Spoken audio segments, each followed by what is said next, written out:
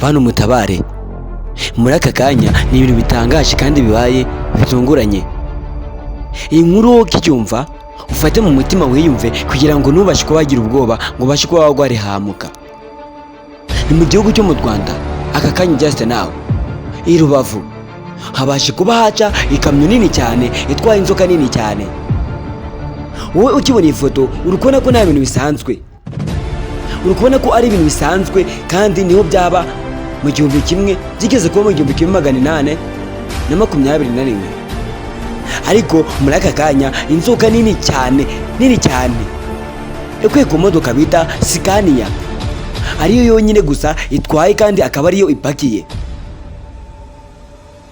Mu masaha ya saa 4 za mu gitondo nibwo bumvishe ibintu bimeze nk'umutingito bivuga ndetse n'urusaku rwinshi n'ibintu biri gusakuza. Mu karere ka Rubavu abantu benshi batembereye Gisenyi bakwebye batangira guhunga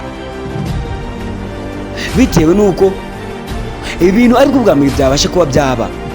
Abasare ndetse n'abandi babaga ku Gisenyi babasha kuba babwira abaturage ndetse n'abantu bari bagiye gutemberera Gisenyi i Rubavu ngo batangire bahunge.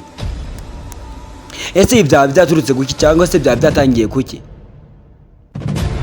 Iyi modoka yari ikwirakwijwe cyangwa se ikurikiwe n'abasirikare bo mu gihugu cya Kongo bashaka kuba bayambutsa mu gihugu cy'u Rwanda bashaka kwijyana mu gihugu cya Kongo.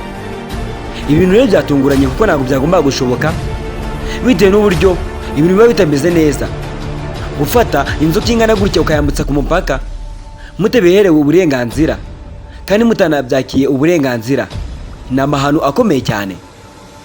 Ibi ngibi byatumye abaturage bo mu Rwanda barwara ihahamuka bitewe no kubona ikintu kidasanzwe kinini cyane.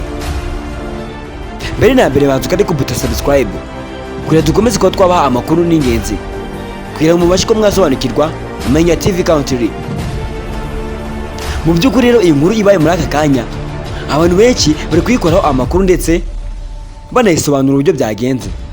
Abaturage 85 bari i Rubavu barwaye ihahamuka bitewe n'uburyo babashe kuba babona kino kintu kiri mu mazi kandi n'imodoka irimo kubasha kuba yagenderamo. Muri aka kanya abantu bari kwibaza uburyo biri bugende kugira ngo babashe kuba bayisubizayo.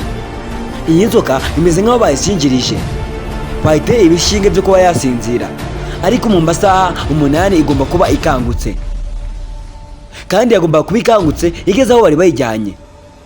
Ese birabasha kuba byaherera he? Duhure muri video mu kanya tubasobanurira uburyo biri kubasha kuba byagenda muri aka kanya i Rubavu.